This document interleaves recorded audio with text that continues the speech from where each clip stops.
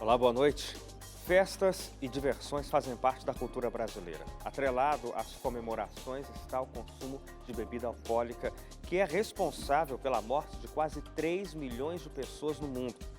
O programa de hoje aborda os malefícios do álcool. A gente vai falar sobre os fatores que favorecem o desenvolvimento do vício e quais são os prejuízos causados pelo álcool no organismo. O Realidade em Pauta de hoje está no ar. Fala a verdade, um dos maiores prazeres da vida é poder comemorar, seja um aniversário, uma promoção no trabalho ou o nascimento de um filho. São tantas as etapas da vida em que celebramos coisas boas, mas a presença das bebidas alcoólicas nas comemorações, mesmo aquelas em família, parece estar relacionada a uma questão cultural. E é por se tratar de uma droga lícita que o álcool vai aos poucos fazendo parte da vida de muitas pessoas que, sem perceber, acabam virando alcoólatras. Foi exatamente o que aconteceu com José Maria Borges. Eu com 18 anos, né, eu comecei a frequentar assim, bailinho, né, aí eu comecei aos poucos, né, eu saí assim com os amigos meus da época, né, a gente ia pra baile, você entendeu, às vezes saía de final de semana, aí era mais final de semana mesmo, né, que eu bebia, né, eu bebia pouco, entendeu, mas aí com o tempo aquilo foi né, cada vez pegando mais e eu não percebi isso, entendeu? Com o passar dos anos, o álcool já fazia parte da vida dele todos os dias. Eu falava assim, meu Deus, eu tenho que parar com isso, né, que eu me percebi que aquilo estava me fazendo mal, né. Então eu mesmo falava pra mim mesmo, eu falava, meu Deus, me tira dessa vida, eu não quero mais saber desse negócio de bebida. Isso aí, sabe, desde os meus 18 anos, né, eu já tô com 40 e poucos anos, né, eu tenho que parar com isso. Aí eu parava uma semana, entendeu? Várias vezes isso aconteceu, eu parava uma semana, 15 dias, mas quando eu mesmo percebi, eu já estava bebendo de novo, você entendeu? Mas o que será que torna a bebida alcoólica um vício tão difícil de largar? Para o psicólogo José Eduardo Alvarenga, a ansiedade e alguns fatores genéticos podem favorecer o desenvolvimento do alcoolismo. Se ele é muito ansioso, ele consome o álcool, alguma coisa, pode sentir uma sensação de rachada e se sentir menos ansioso.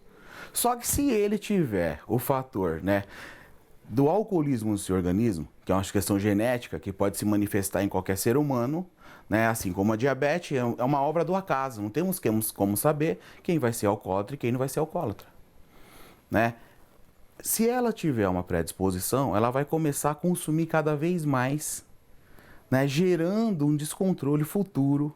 O psiquiatra Lucas Brasiliano explica o motivo pelo qual as sensações despertadas pelo consumo do álcool levam o usuário a querer ingerir quantidades cada vez maiores. O alcoolismo pode ser uma doença que pode ser secundária a algum problema que está acontecendo, mas geralmente ela é uma doença primária. Ela acontece porque o consumo vai aumentando gradualmente e existe uma parte no cérebro da gente que é o sistema de recompensa. Esse sistema é ativado quando algo bom acontece. E os consumos iniciais de álcool trazem uma certa euforia e geram essa recompensa no cérebro. Com o decorrer do tempo, você gera uma tolerância e você precisa de níveis cada vez mais altos do álcool para conseguir que esse sistema de recompensa seja ativado. Com o decorrer de mais tempo e maior consumo de álcool, você precisa de quantidades absolutamente altas e que só causam mal ao organismo e que geram prejuízos na vida, para ter uma simples ativação desse sistema de recompensa. E isso acaba gerando vício. Mas é possível que os apreciadores de bebidas alcoólicas não se sintam enquadrados no grupo de vício. Há quem diga que bebe socialmente só para dar uma relaxada. Será mesmo que pequenas quantidades de álcool não interferem em nada? A nossa equipe conversou com a neurologista Liu Dongyang. Ela revelou quais funções cerebrais são afetadas mesmo pelo consumo moderado do álcool.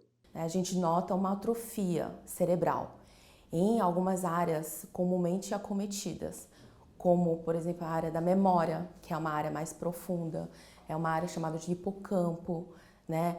Como a área de cerebelo, que a gente comentou também, a área do equilíbrio, da coordenação, tá? Em termos funcionais, então mesmo a gente não notando essa atrofia, né, cerebral, pode ter um funcionamento alterado. Mas e aquela conversa de que uma taça de vinho por dia pode ajudar no funcionamento do coração? A doutora Liu revela que essa fama de bom moço do vinho tinto é por causa do resveratrol, que ajuda na redução dos níveis do colesterol ruim. Que na verdade esse benefício está na uva, né? Essa substância antioxidante está dentro da fruta, uva. Então, se a pessoa consumir a fruta ou até um mesmo suco natural de uva, há sim presença dessas substâncias antioxidantes.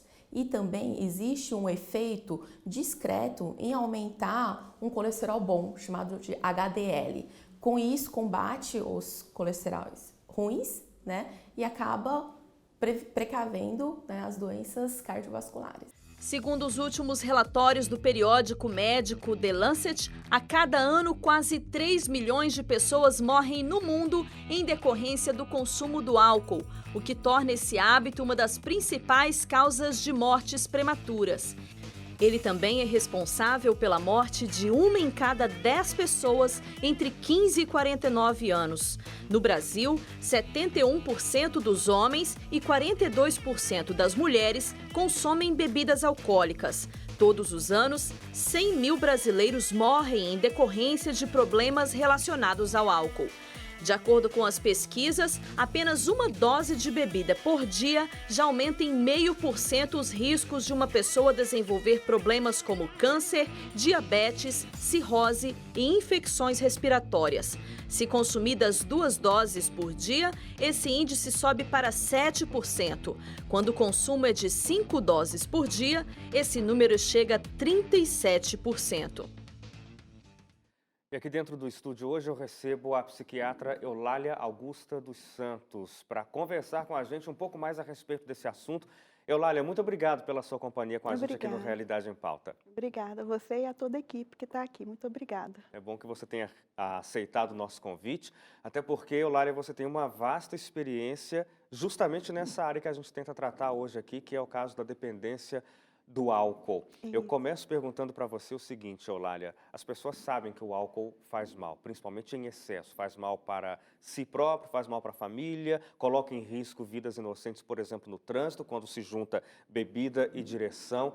Então, a primeira pergunta que eu faço para você é a seguinte, por que ainda assim pessoas se viciam no álcool? Porque assim, o ser humano, ele tem uma busca muito grande pelo prazer. E o prazer, muitas vezes, a pessoa não pensa nas consequências que aquilo vai acontecer. E já é histórico, um dos prazeres, um dos primeiros tipos de drogas que começou a existir realmente foi o álcool. Inicialmente, as bebidas alcoólicas, elas tinham pouco teor de álcool. Então, elas não causavam o dano que elas causam hoje em dia. Então, na busca desse prazer, a pessoa, muitas vezes, ela não percebe a intensidade e a gravidade que aquilo vai acontecendo.